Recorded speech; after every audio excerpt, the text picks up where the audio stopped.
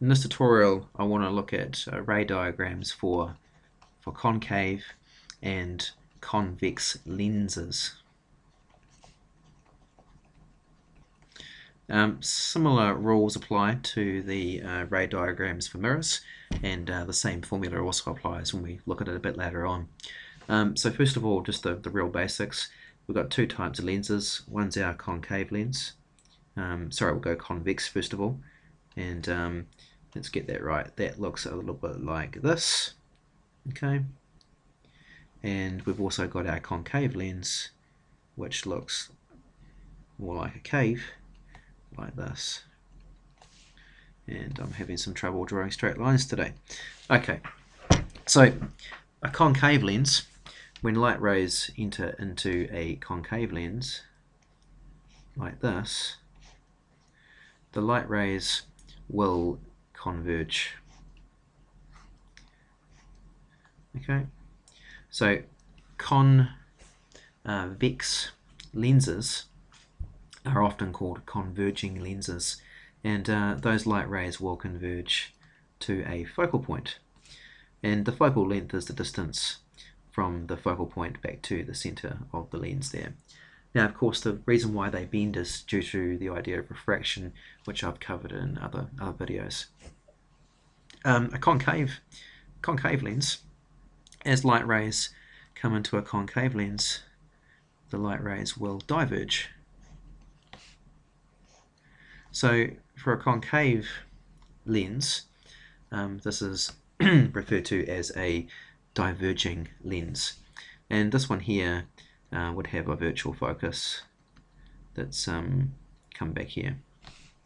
Looking at some ray diagrams for both. Let's start with the convex lens. So, like with the mirrors, when you draw these in exams, you don't normally draw the lens in. It's just a vertical line as shown. I'm going to draw it in just to make it so we can see what it is that we're talking about. Right, so if we have a object here, there's your object, and we have both a near focus and a far focus for lenses. Okay, an F and F dash. That's normally how I write them.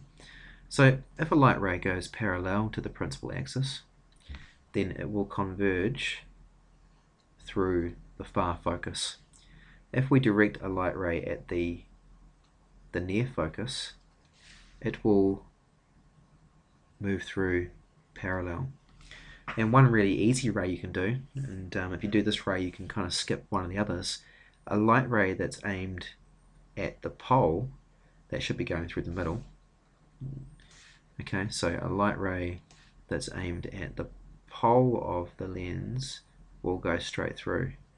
And you'll see that either way, whatever rule I use, all three light rays intersect at one common point, and that common point will be where the image is located.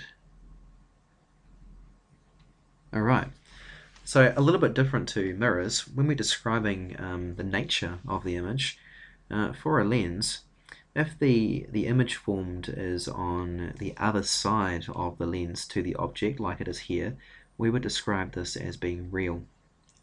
Which means that we could put a paper here as a screen, and we'd actually be able to focus the image onto the bit of paper. And from the diagram you can also tell that the image is upside down or inverted. Okay, so we can just say upside down, inverted. It's probably the way you should say it. And it's hard to tell from this diagram, but if we did it properly we could also tell whether it was magnified or diminished. Looking at this, it looks like it might be slightly diminished, but we could confirm this with formula, or do it properly to scale with a ruler and measure things out. Okay, so nature of the image in this case can be described in three different ways. It's real, it's inverted, and it's diminished. Of course, this is what happens when well, any kind of lens, even in your eye. Okay, so in your eye you've got one of these lenses, and it tends to flip the image around, so the information going to your brain is actually an inverted image of the world, of course your brain is able to then work out and flip it around so that you see things the way that you do. The same sort of thing happens in projectors and things like this. So convex lenses will produce images that are upside down when the object is behind the focal point. Now I want to look at the next scenario where the object is actually in front of the focal point and see how that changes. So we've got our convex lens sitting in here. We now have our object nice and close and our focal point here and here. So that's meant to be the same distance on both sides of the focal points, near and far focus. Like last time, a light ray that goes parallel will just end up going straight through like this. And we'll just go skip to the third ray from the last one. A light ray that's aimed at the middle, the pole, will end up just moving straight through. So no refraction takes place when we aim it at the pole. Now, what you can probably see is that the two light rays, these ones here, that move through the lens, aren't going to converge on that side of the lens. So just like in the mirrors, when that happens, what we do is we dot them back. And to do that, we're going to have that one going back here, this one going back here, and where the two light rays converge, that is where the object will be located. Alright, so that's quite dramatic. We can clearly see that one of the properties of the nature is that it is magnified. Okay, it's upright. And last of all, for lenses, remember, if the object is on a different side to the image, then we would call the image real. But in this case, because the object and the image are on the same side, it means that the object is virtual. Sorry, the image is virtual. Now that's the complete opposite to mirrors. So be really careful about that. So it's a magnified, upright, virtual image. Straight away you can probably see the application here. This is pretty much a magnifying glass. You imagine that here's your eye, alright? You're looking through the magnifying glass at an object and you see a magnified, upright and virtual image. Okay, we'll now move on to concave lenses and look at how the ray diagrams work for that.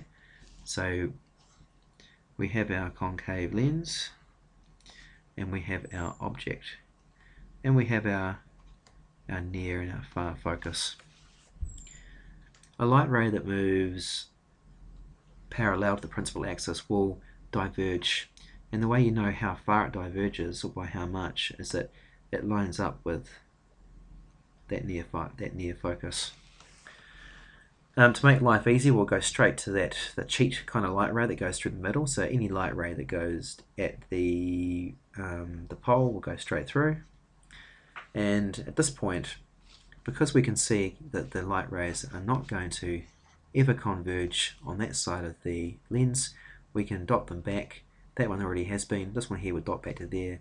So therefore, the image would be right there. Okay, so in that case, our image would be described as being virtual because it is on the same side as the object. We would describe it as being diminished because it is smaller than the object, and we would describe it as being upright. Okay, now the main applications of already both types of lenses would be to do with glasses, and it's not really as simple as just saying that one of these would work for glasses. It actually depends on whether you're short-sighted or long-sighted, and different lenses are used for each type of long or short-sightedness. So those really are the main applications, and up to merit level, maybe only achieved, you will be expected to draw these ray diagrams accurately with a ruler, and then definitely determine the nature of the image. And just remember the rules about virtual and real. let's just do a quick recap. For mirrors, this is mirrors, right? So concave and convex mirrors. For a concave and convex mirrors, the virtual side is the other side of the mirror, okay, behind the mirror, and the real side, the same side as the object. Whereas for lenses, it's the complete opposite.